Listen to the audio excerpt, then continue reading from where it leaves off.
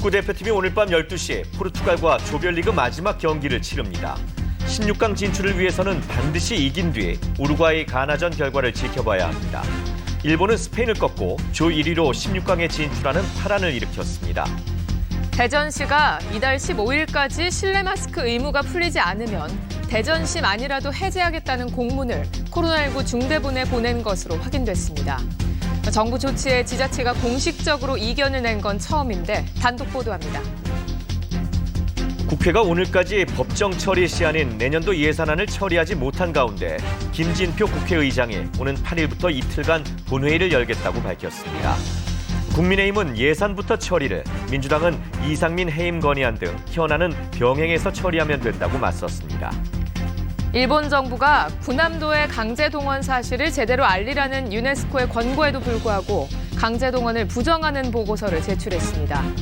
조선인도 일본 국민이었던 만큼 문제가 없었다고 주장했습니다. 이브닝 뉴스입니다. 벤투 감독이 이끄는 축구대표팀이 우승 후보 포르투갈과 조별리그 마지막 경기를 치릅니다. 벼랑 끝에 선 벤투호가 포르투갈을 꺾고 16강의 꿈을 이룰지 주목됩니다. 화물연대 파업이 9일째 계속되면서 기름이 동난, 이른바 품절주유소가 전국 50여 곳으로 느는 등 산업계 피해가 누적되고 있습니다. 다만 업무 개시 명령이 내려진 시멘트 분야의 경우 어제 출하량이 하루 전보다 2배 가까이 느는 등 회복세를 보이고 있다고 국토부는 설명했습니다. 윤석열 대통령은 운송 거부 불참자에 대한 방해와 협박이 나아지지 않는 상황을 보고받았다며 유감을 표했습니다. 윤 대통령은 불법과 범죄를 기반으로 하는 쟁의 행위에 대해서는 끝까지 법적 책임을 묻겠다고 강조했습니다.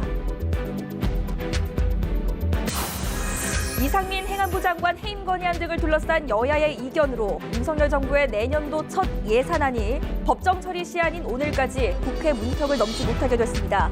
김진표 국회의장은 국민께 송구하다며 정기 국회가 끝나는 오는 9일과 또 그 전날인 8일에 본회의를 열고 예산안을 처리하겠다고 말했습니다.